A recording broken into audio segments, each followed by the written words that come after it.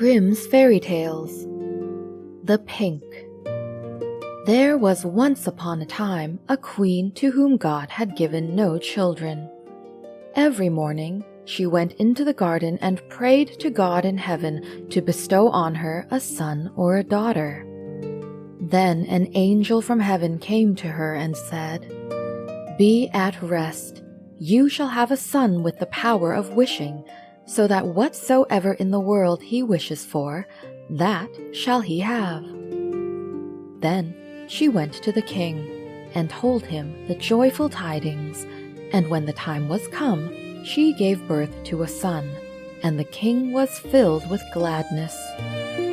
Every morning she went with the child to the garden where the wild beasts were kept, and washed herself there in a clear stream. It happened once when the child was a little older that it was lying in her arms and she fell asleep. Then came the old cook, who knew that the child had the power of wishing, and stole it away. And he took a hen and cut it in pieces and dropped some of its blood on the queen's apron and on her dress. Then he carried the child away to a secret place where a nurse was obliged to suckle it, and he ran to the king and accused the queen of having allowed her child to be taken from her by the wild beasts. When the king saw the blood on her apron, he believed this, fell into such a passion, that he ordered a high tower to be built, in which neither sun nor moon could be seen, and had his wife put into it and walled up. Here she was to stay for 7 years without meat or drink, and die of hunger. But God sent 2 angels from heaven in the shape of white doves, which flew to her twice a day, and carried her food until the 7 years were over. The cook, however, thought to himself, "If the child has the power of wishing, and I am here, he might very easily get me into trouble." So he left the palace and went to the boy, who was already big enough to speak, and said to him, "Wish for a beautiful palace for yourself with a garden, and all else that pertains to it." Scarcely were the words out of the boy's mouth, when everything was there that he had wished for. After a while, the cook said to him, "It is not well for you to be so alone. Wish for a pretty girl as a companion." Then the king's son wished for one, and she immediately stood before him, and was more beautiful than any painter could have painted her. The two played together and loved each other with all their hearts, and the old cook went out hunting like a nobleman. The thought occurred to him, however, that the king's son might some day wish to be with his father, and thus bring him into great peril. So he went out and took the maiden aside and said, "Tonight, when the boy is asleep, go to his bed and plunge this knife into his heart, and bring me his heart and tongue. If you do not do it, it shall cost you your own life."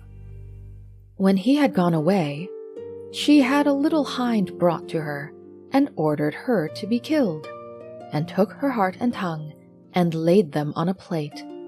And when she saw the old man coming, she said to the boy, "Lie down in your bed, and draw the clothes over you." Then the wicked wretch came in and said, "Where are the boy's heart and tongue?"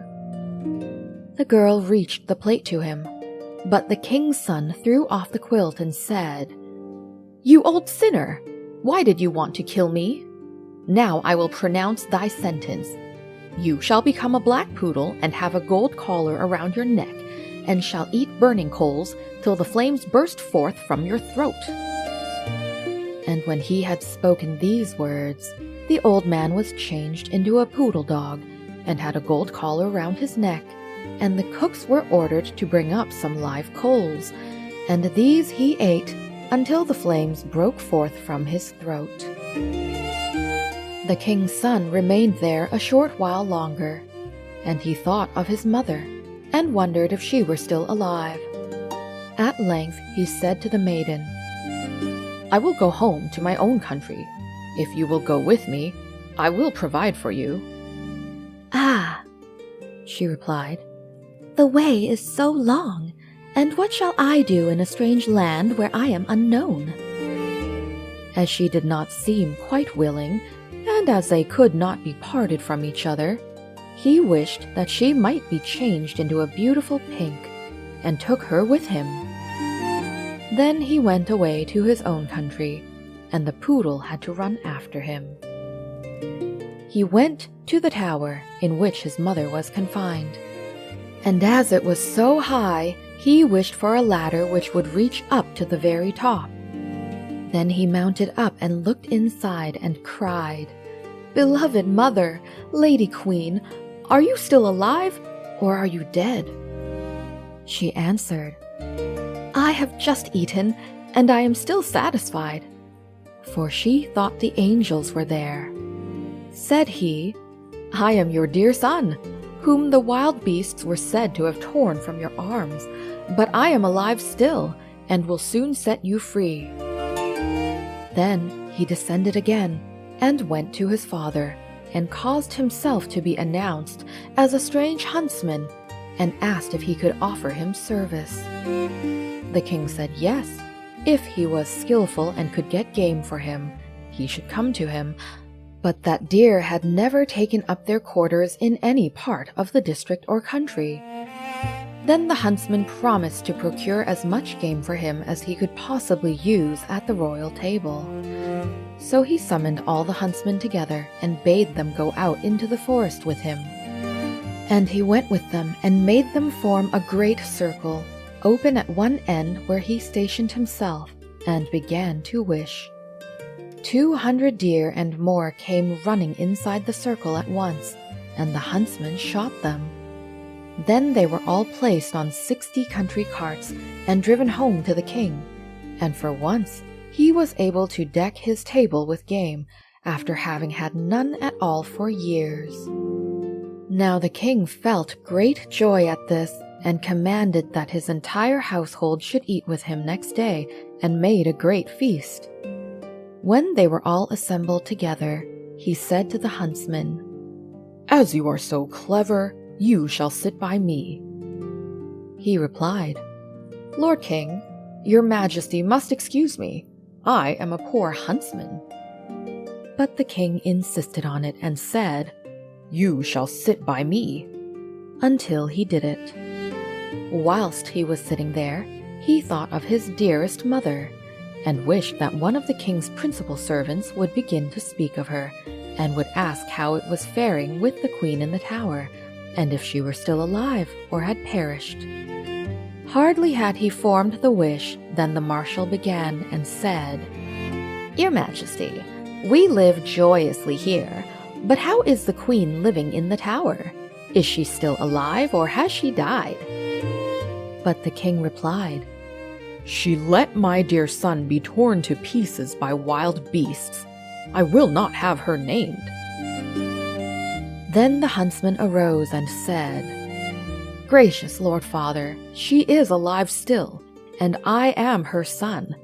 And I was not carried away by wild beasts, but by that wretch the old cook, who tore me from her arms when she was asleep, and sprinkled her apron with the blood of a chicken." Thereupon he took the dog with the golden collar and said, "That is the wretch," and caused live coals to be brought, and these the dog was compelled to devour before the sight of all, until flames burst forth from its throat. On this the huntsman asked the king if he would like to see the dog in his true shape, and wished him back into the form of the cook, in which he stood immediately, with his white apron and his knife by his side. When the king saw him, he fell into a passion, and ordered him to be cast into the deepest dungeon.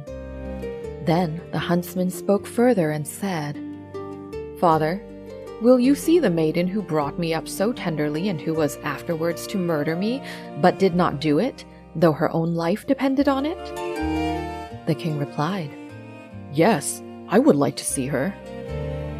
The son said, "Most gracious father, I will show her to you in the form of a beautiful flower."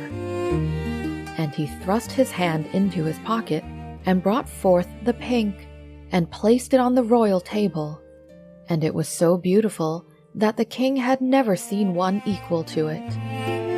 Then the son said, "Now I will show her to you in her own form," and wished that she might become a maiden, and she stood there looking so beautiful that no painter could have made her look more so. And the king sent 2 waiting maids and 2 attendants into the tower to fetch the queen and bring her to the royal table. But when she was led in, she ate nothing, and said, "The gracious and merciful God, who has supported me in the tower, will soon set me free." She lived 3 days more, and then died happily, and when she was buried, the 2 white doves which had brought her food to the tower, and were angels of heaven, followed her body and seated themselves on her grave. The aged king ordered the cook to be torn in 4 pieces, but grief consumed the king's own heart, and he soon died. His son married the beautiful maiden whom he had brought with him as a flower in his pocket, and whether they are still alive or not is known to God.